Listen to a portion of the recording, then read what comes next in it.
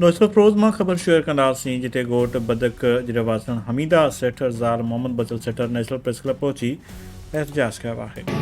रोड़ाए वियसि यासीन सूबत कुर्बान यामीन पंजाबी बिन यामीन ऐं वज़ीर माशी रोड़ाए पोइ मारियो अथनि से जा गुम कयो वियो आहे। कल्ह खां वठी मां आसरे में वेठी हुयसि त मुंहिंजो मुड़ुसु मोटी ईंदो पर उहो वापसि न थियो आहे। पोइ मारियो अथनि अगवा कयो अथनि जा मारे किथे फिटी कयो अथनि मूंखे कुझु बि नथो ॾिसे ईअं मां छा थो अगवा कंदो अगवा इन त कंसि त माना हुनजे पीउ जी बनी हुई उन त चंसि त न अचे उनजे करे उनखे माना सॼे अवाम ॾिठो आहे पूरे मुल्कनि ॾिठो आहे सेठनि सेठरनि गोपांगनि माशिनि सभिनि ॾिठो आहे त ओज़ारनि सां हुनखे डोड़ाए विया आहिनि। पोइ मारे किथे फिटी कयो अथनि या अगवा कयो अथनि सॼो हथु यामीन पंजाबी ऐं उनजे भाउ मास्तर बिन यामीन जो आहे ऐं मुंहिंजे ॾेरनि खे इस्तेमालु करे सूबत यासीन कुर्बान मुंहिंजे मुड़ुस माराइण था चाहिनि जीअं उनखे माराए ऐं मूंखे घरों कढियो वञे ऐं मुंहिंजा ॿ चारेलनि हींअर बि मां लिकी आई आहियां ऐं मूंखे तहफ़ुज़ खपे मुंहिंजे बचनि खे पोयों ख़तरो आहे उन्हनि खे चवंदा असां मारींदासीं।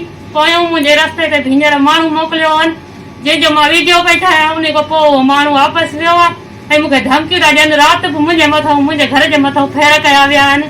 सॼी दुनिया खे ख़बर आहे भले ॻोठ खे मां SP साहिब ॾे आई हुयसि पर ऑफिस बंदि आहे। मूंखे तहफ़ुज़ ॾिनो वञे SP सिंध SP